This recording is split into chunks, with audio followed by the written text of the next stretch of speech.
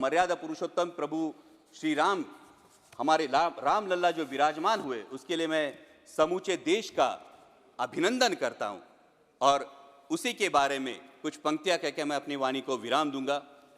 अध्यक्ष महोदय, जब राम लल्ला की प्राण प्रतिष्ठा की बात आई तो किसी ने कहा बिना कलश के प्राण प्रतिष्ठा कैसे होगी, किसी ने कहा बिना कलश के प्राण प्रतिष्ठा कैसे होगी, किसी ने कहा जब चुनाव ही प्राण हो तो सोचो कौन सी प्रतिष्ठा दांव पे लगी होगी। लोग तो कुछ कहेंगे, लोगों का काम है कहना, आप जन की बात मत सुनना, सिर्फ मन की बात करना। फिर भी खुश थे हम, फिर भी खुश थे हम। 500 साल का सपना जो पूरा हो रहा था, हमारे अंदर का हिंदू भी पूरी तरह से जाग गया था। तो चल पड़े अयोध्या की ओर, राम लल्ला की दर्शन की आस लगाए। चल पड़े अयोध्या की ओर, राम लल्ला के दर्शन की आस लगाए। जो सामने नजारा देखा वो देखकर दंग रह गए। वो 3 मंजिलें, 400 खंबे, 32 सीढ़ियां, जय श्री राम का नारा लगाते हुए हम सीढ़ियां चढ़ने लगे। राम लल्ला से क्या गुहार लगाए ये सोचने लगे।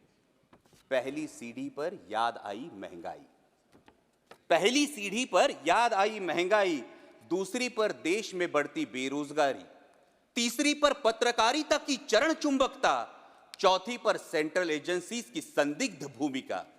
हर सीढ़ी पर कुछ न कुछ याद आ रहा था, हर सीढ़ी पर कुछ न कुछ याद आ रहा था।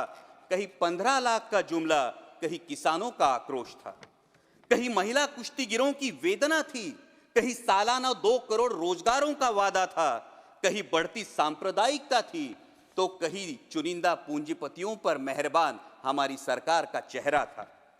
इस वास्तविकता ने झंझोड़ने के बाद, इस वास्तविकता ने झंझोड़ने के बाद भी हम अंधभक्तों की तरह चलते गए।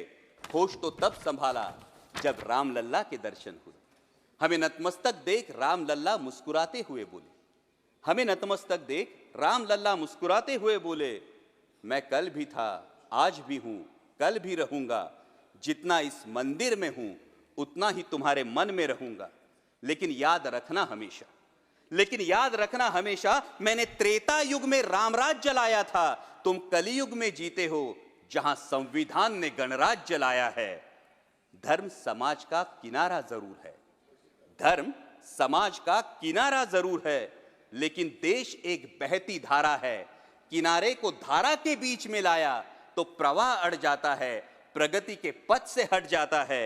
इसलिए धर्म का ठेकेदार नहीं, पहरेदार बनना चाहिए।